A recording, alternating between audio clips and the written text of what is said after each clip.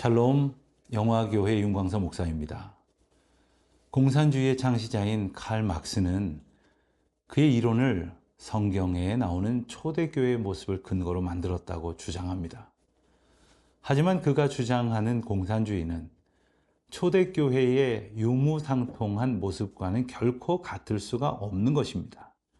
초대교회는 자발적 은혜의 나눔인 반면에 공산주의는 권력에 의한 강제적 배분이기 때문이죠. 그는 목사의 아들로서 본인도 신학을 공부하였지만 세상에 대한 부정적인 반감으로 인해 초대교회의 자발적인 은혜의 나눔으로 강제적 나눔을 교묘하게 바꾸어 세상을 혼란스럽게 하는 이념을 만들어 냈습니다. 성경의 말씀은 이념으로 정의할 수 있는 것이 아닙니다. 모든 이념을 뛰어넘는 하나님 나라의 모습은 우리가 진정으로 추구해야 할 모습이지만 그것은 이 땅의 방법이 아닌 하나님이 주시는 은혜의 경험으로만 할 수 있는, 하나님이 주시는 은혜로만 경험할 수 있는 하나님 나라의 방식이고 모습입니다. 오늘은 사도행전 4장 23절로 37절까지의 말씀을 통해 우리를 하나 되게 하시는 하나님의 은혜를 만나보겠습니다. 사도행전 4장 23절에서 37절 말씀입니다. 사도들이 노임해 그 동료에게 가서 제사장들과 장로들의 말을 다 알리니 그들이 듣고 한 마음으로 하나님께 소리를 높여 이르되 대주제여 천지와 바다와 그 가운데 만물을 지으니시오 또 주의 종 우리 조상 다윗의 입을 통하여 성령으로 말씀하시기를 어찌하여 열방이 분노하며 족속들이 허사를 경영하였는고 세상의 군왕들이 나서며 관리들이 함께 모여 주와 그의 그리스도를 대적하도다 하신 이로소이다. 과연 헤롯과 본디오 빌라도는 이방인과 이스라엘 백성과 합세하여 하나님께서 기름 부으신 거룩한 종 예수를 거슬러 하나님의 권능과 뜻대로 이루려고 예정하신 그것을 행하려고 이 성에 모였나이다.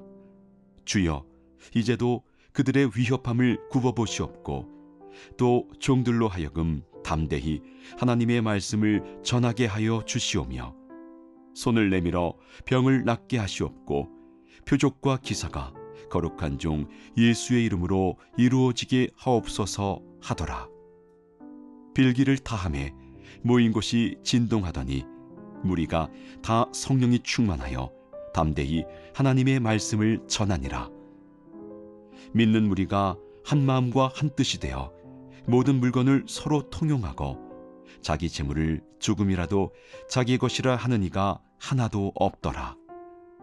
사도들이 큰 권능으로 주 예수의 부활을 증언하니 무리가 큰 은혜를 받아 그 중에 가난한 사람이 없으니 이는 밭과 집 있는 자는 팔아 그 판 것의 값을 가져다가 사도들의 발 앞에 두매 그들이 각 사람의 필요를 따라 나누어 줌이라.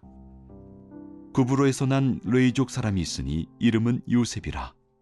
사도들이 일컬어 바나바라 번역하면 위로의 아들이라 하니 그가 밭이 있음에 팔아 그 값을 가지고 사도들의 발 앞에 두니라. 나면서부터 못 걷던 사람을 고친 베드로와 요한이 유대 종교 지도자들과 공회의 신문을 받았지만 담대함과 성령께서 주시는 지혜로 대답을 하자 더 이상 그들을 잡아놓을 수 없게 됩니다. 그러자 예수의 이름으로 말하지도 말고 가르치지도 말라 위협하고는 놓아줍니다. 그렇게 노임을 받은 사도들은 동료들에게 그간에 있었던 일을 말하고 한 마음으로 하나님께 찬양하고 기도합니다. 오늘 말씀인 24절로부터 31절까지의 말씀은 바로 그 기도의 내용입니다. 그 기도를 보면 초대 기독교인들은 구약의 성경과의 연속성을 가지고 있음을 볼 수 있습니다. 25절을 보면 주의 종 우리 조상 다윗의 입을 통하여 라는 설명에 이어 시편 2편 1절과 2절의 말씀을 성령으로 하신 말씀으로 소개하며 이를 세상이 예수 그리스도를 대적하고 십자가에 못 박아 죽인 사건으로 이해하고 증거합니다. 그렇게 세상이 하나님께서 기름 부으신 거룩한 종 예수를 거스린 것처럼 이제 그 위협은 초대교회를 향해 이어지고 있는 상황이었습니다. 그렇지만 하나님께서 예수 그리스도를 통하여 하나님의 권능과 뜻을 이루셨듯이 이제 교회와 주의 종들을 통해 하나님의 말씀을 담대히 전하고 치유와 표적과 기사가 예수의 이름으로 이루어지기를 구하고 있습니다. 구약의 말씀으로 예수 그리스도를 드러내고 또한 예수님을 통해 교회에 나아갈 방향을 드러내고 있는 것입니다. 우리는 교회의 시대를 살아가고 있습니다. 세상의 권력자들은 여전히 하나님 말씀을 대적하며 교회를 핍박하기도 합니다. 이러한 현실 앞에 우리가 초대교회와 같이 한 마음으로 기도해야 할 것은 지금도 교회를 통해 하나님께서 하나님의 일을 드러내시기 때문입니다.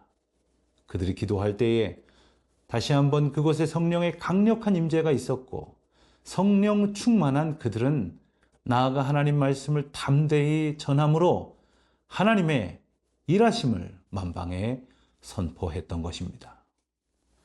그런데 오늘 본문 30절 말씀을 보면 손을 내밀어 병을 낫게 하시옵고 표적과 기사가 거룩한 종 예수의 이름으로 이루어지게 하옵소서 하더라. 이렇게 기록되어 있습니다. 이 구절은 오늘날 많은 이들에게 자신의 병 나음과 능력으로 가득한 표적의 사건을 원하는 기도에 대한 정당성을 부여하는 구절로 오해되기 쉽습니다. 사도들도 그렇게 기도했으니 우리도 그렇게 기도할 수 있는 것 아니냐 하는 것이죠. 그러나 오늘 본문은 그런 의미로 이해해서는 안 됩니다. 먼저 24절을 보겠습니다. 그들이 듣고 한 마음으로 하나님께 소리를 높여 이르되 대주제여 천지와 바다와 그 가운데 만물을 지은 이시오. 이렇게 하나님을 부르며 기도하고 있는데 이 표현은 단지 하나님을 높여 부르는 의례적인 표현이 돼서는 안 될 것입니다. 하나님께서 진정 우리의 대주제시며 창조주시라면 우리가 취할 태도는 절대적인 순종뿐이어야 하지 않겠습니까? 우리의 기도도 바로 그런 신앙 고백이 되어야 할 것입니다. 나의 만족과 유익을 구하는 것이 아니라 예수 그리스도의 이름이 온전히 증거될 수 있도록 기도하는 것, 그런 사도들의 기도처럼 오늘 우리의 간구도 새로워지기를 축원합니다.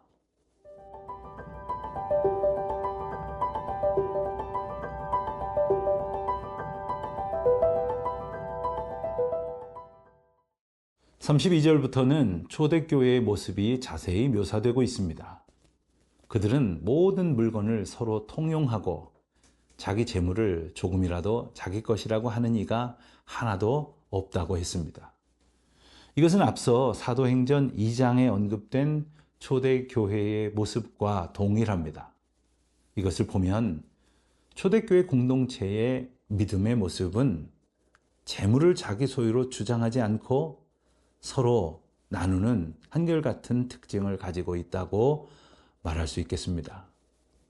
하지만 초대교회가 이렇게 했으니까 우리도 초대교회 성도들처럼 재물을 나눕시다 라고 주장해서는 곤란합니다. 우리는 그럴 수 없으니 아예 그럴 생각을 말라는 뜻도 아닙니다. 초대교회 교인들이 서로의 물건을 나눌 수 있었던 것은 이런 모습이 믿음의 모습이니 이렇게 합시다 라고 합의하고 결단해서 된 일이 아니었기 때문입니다.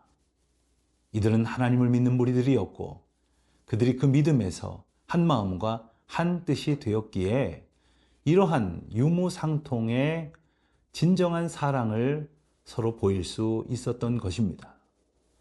이것은 어떤 권력에 의한 강제적인 나눔이 아닙니다. 은혜에 따른 자발적인 섬김이었습니다. 그들은 자기 소유를 기꺼이 나눌 수 있는 은혜를 받은 사람들이었습니다. 그것은 바로 사도들이 큰 권능으로 주 예수의 부활을 증거했기 때문이었죠. 즉, 부활신앙을 갖게 된 초대교회의 성도들은 이 세상의 가치보다 부활이라는 더 큰 소망을 분명히 가졌기에 이러한 나눔이 가능했던 겁니다. 우리가 이 땅을 살면서 부활에 대한 큰 소망을 갖게 될 때 비로소 세상 것들에 대한 집착과 욕망을 내려놓을 수 있을 것입니다. 초대교회의 또 한 가지의 특징은 가난한 사람이 없었다는 것입니다. 그 이유는 밭과 집이 있는 자들이 팔아서 그 판 것을 사도들에게 가져와 각 사람의 필요에 따라 나누어 주었기 때문입니다.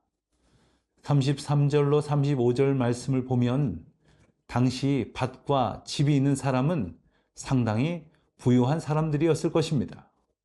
그들 중 한 사람이 소개가 되는데 바로 구브로에서 난 레위족으로서 요셉이라는 이름을 갖고 있었습니다. 우리에게는 위로의 아들이라는 의미의 바나바라는 이름으로 소개되죠. 물론 모든 사람들이 다 바나바처럼 행해야 하는 것은 아니었습니다.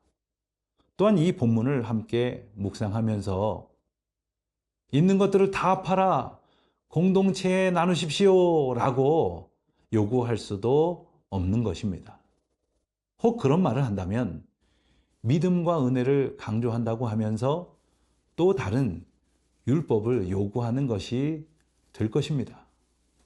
본문을 보면 사도들의 복음 증거로 은혜를 얻은 자들이 자기 것을 팔아서 사도들의 발 앞에 두었다고 했습니다. 어떤 분들은 이것을 곡해하여 말씀의 은혜를 받았으면 그 증거로 재산을 교회 앞에 또는 목사에게 가져와 바쳐야 한다고 가르치기도 합니다마는 은혜를 얻은 자들이 자기 것을 팔아서 사도들의 발 앞에 두었다는 것은 사도 개인 앞에 두었다는 것이 아니라 사도들이 증거한 말씀 앞에 삶을 순종하는 것을 의미합니다. 은혜를 깨달은 성도는 자신의 소유까지도 하나님의 말씀에 순종하는 모습으로 그에 합당하게 사용해야 한다는 것을 일깨워 주시는 것이지요.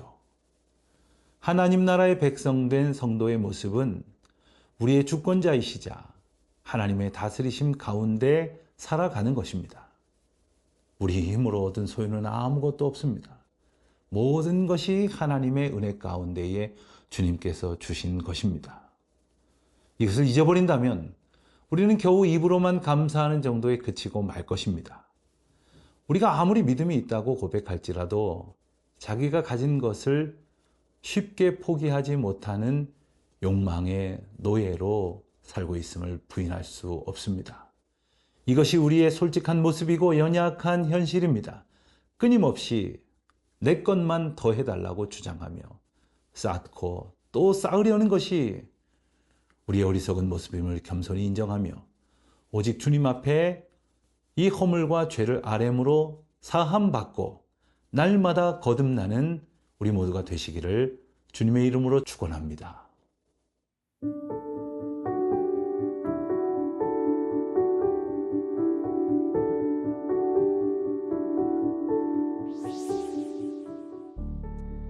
하나님 아버지, 저희에게 주신 사명을 감당할 수 있도록 예수님의 길을 따라가는 성도 되게 하옵소서.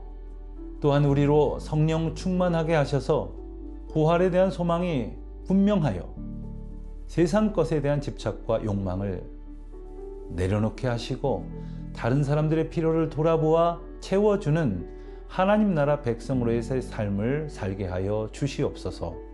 예수님의 이름으로 기도드립니다. 아멘.